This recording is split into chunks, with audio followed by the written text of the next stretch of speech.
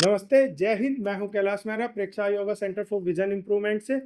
और ये वीडियो बहुत ज़्यादा ज़रूरी है क्योंकि हम इस वीडियो में बात करने वाले हैं आईज के टेस्ट के बारे में।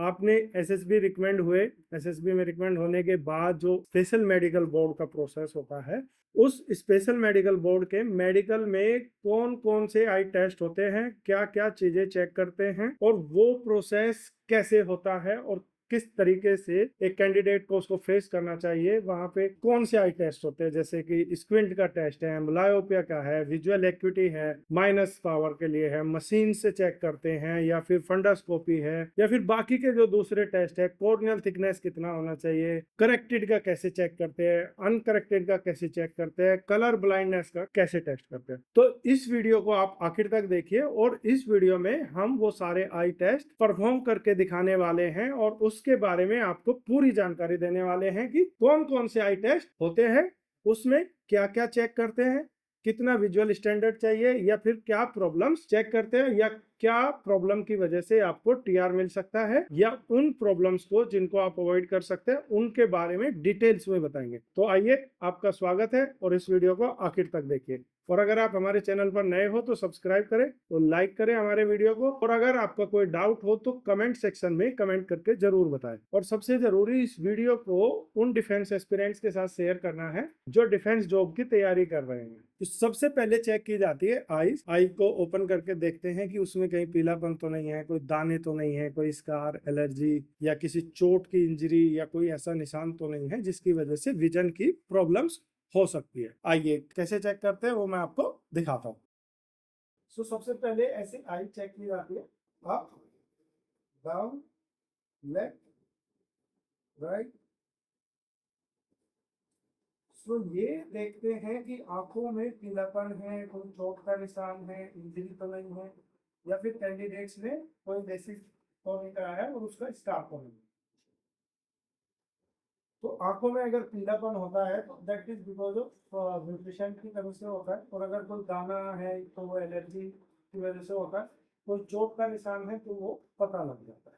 इसके बाद चेक होता है विजुअल टेस्ट। तो विजुअल एक्टिविटी के लिए ये स्नेलन चार्ट है, इसको रीड करवा के देखते हैं। इसके दो तरीके होते हैं। पहला होता है करेक्टेड और अनकरेक्टेड। करेक्टेड में अगर आपको पावर है तो लेंस लगा के चेक करते हैं, और अगर आपको पावर नहीं है, अनकरेक्टेड, तो विदाउट ग्लासेस, विदाउट लेंस के चेक करते हैं। इसको चेक करने के दो तीन तरीके होते हैं। कुछ जगह ये, जैसे ये हमारे पास सबसे पुराना मैनुअल रहता है। आजकल नए और डिजिटल मेथड भी आ गए हैं जो टीवी स्क्रीन या फिर डिजिटल स्क्रीन से होते हैं।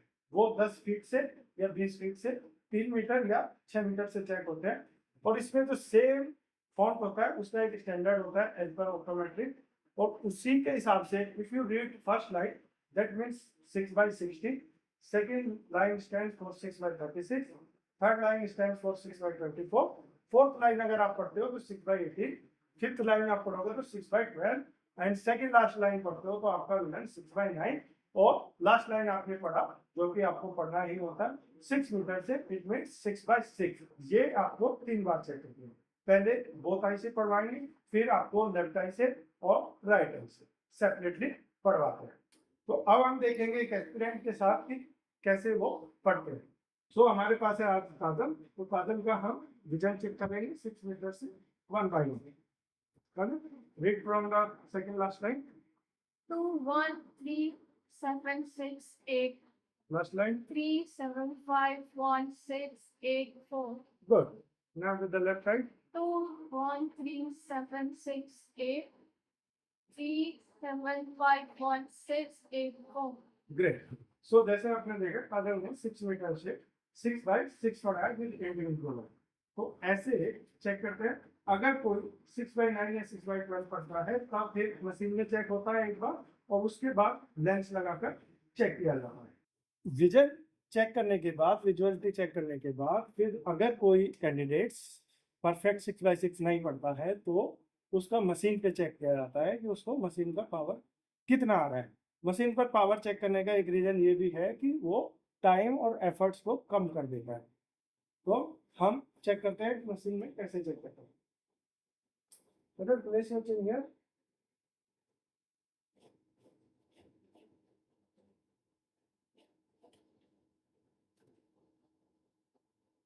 कैंडिडेट्स को ऐसे बैठते हैं और ऑटोमेटिक रिफ्रैक्टोमीटर से पावर चेक किया जाता है कि कितना पावर आ रहा है।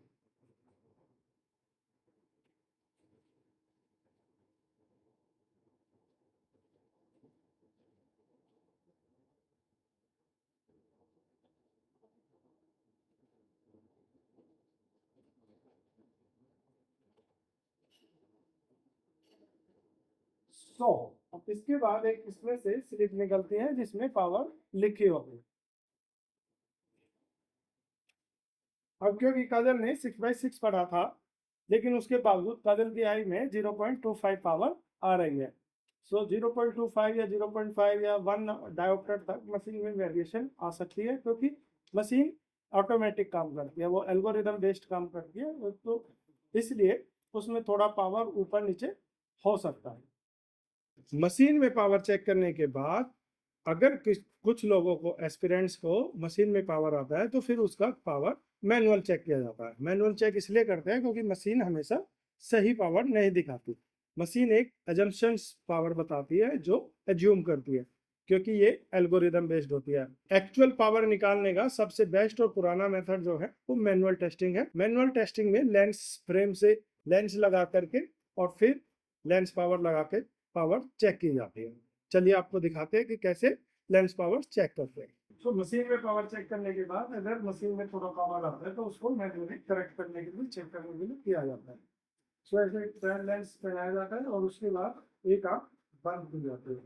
बंद करने के बाद फिर पावर लगाया जाता है। Can you read the last line? 3, 7, 5, 1, 6, 8, 4.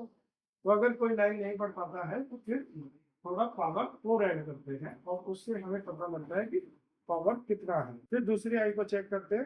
With the last line 3, 7, 5, 1, 6, 8, 4. Yes, so this is the perfect vision 6/6।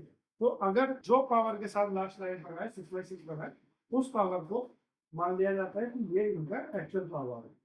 Manual power check करने के बाद दो प्रॉब्लम्स और होती है जिनको मैनुअल मेथड तरीके से चेक किया जाता है। अगर कोई आदमी या कोई एस्पिरेंट लेंस लगाने के बावजूद लास्ट लाइन या सेकंड लास्ट लाइन या पूरा नहीं पढ़ पाता है, यानी चश्मे में भी अगर वो परफेक्ट 6/6 नहीं पढ़ पाता है, तब वो प्रॉब्लम एम्ब्लायोपिया होती है। एम्ब्लायोपिया यानी लेजी आई में एक आई ब्रेन को सपोर्ट करना, सिग्नल भेजना बंद कर देती है और ब्रेन दूसरी आई को जो ठीक होती है उसको ज्यादा सपोर्ट करने लग जाता है, जिसकी वजह से एक आई में विजुअल एक्यूटी धीरे धीरे पुअर हो जाती है। और यही रीजन होता है कि चश्मा लगाने के बाद भी कई बार विजन 6/6 नहीं होता। हमारे पास एक कैंडिडेट आए थे लव, उनका सेम प्रॉब्लम था, एनडीए 154 बैच के थे और उनको चश्मे लगा के भी 6/6 नहीं दिख रहा था। तो ये प्रॉब्लम्स होती है लेजी आई की वजह से और इसके लिए फिर एक्सरसाइज से इसको इम्प्रूव करते हैं।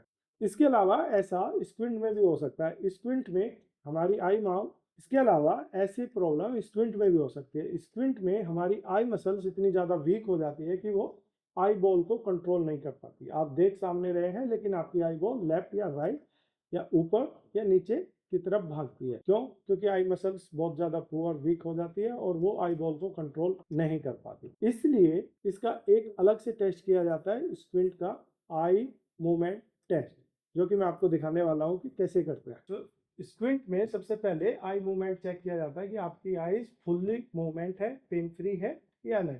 तो उसका टेस्ट किया जाता है आई बॉल को पर्टिकुलर आई मूवमेंट की एक्सरसाइज करा के, ताकि पता चले कि आपकी आई बॉल किधर घूम रही है या किधर नहीं घूम रही है। कैसे? We have to follow the pen.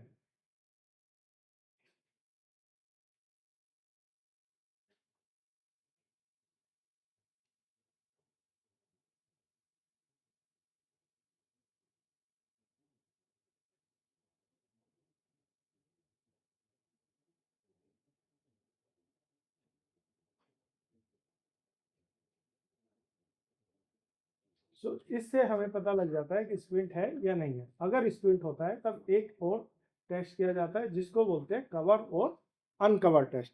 तो कवर और अनकवर टेस्ट में आपकी आईज को एक एक करके कवर करते हैं और फिर आई टेस्ट किया जाता है।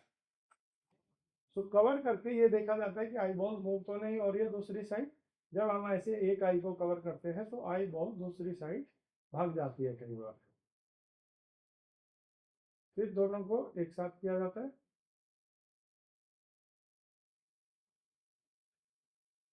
तो ये स्क्रीन टेस्ट में कवर और अनकवर टेस्ट किया जाता है, ये आइडेंटिफाई करने के लिए कवर है या नहीं है। अगर किसी को स्प्लिट होता है तो फिर उसकी डिग्री चेक की जाती है, जो कि एक डिफरेंट टेस्ट होता है, उसको चेक करके देखा जाता है। ये टेस्ट करने के बाद फिर आई का आई प्रेशर टेस्ट किया जाता है, क्योंकि कई बार ऐसा होता है कि बच्चे एंग्जियस हो जाते हैं, एंग्जाइटी हो जाती है, या कुछ लोगों को डिफेंस एस्पिरेंट्स को स्ट्रेस होता है या हाई बीपी की प्रॉब्लम्स होती है। तो हमारी जो आई का प्रेशर है वो जिन लोगों को हाई ब्लड प्रेशर या एंजाइटी या स्ट्रेस ज्यादा होता है उनको आई का प्रेशर, जिसको इंट्राओक्यूलर प्रेशर बोलते हैं, वो भी आई का प्रेशर कभी कभार ज्यादा आता है।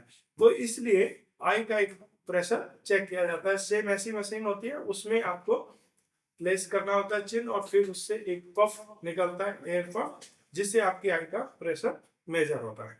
सर और कौन कौन से टेस्ट होते हैं ये भी बताओ ना।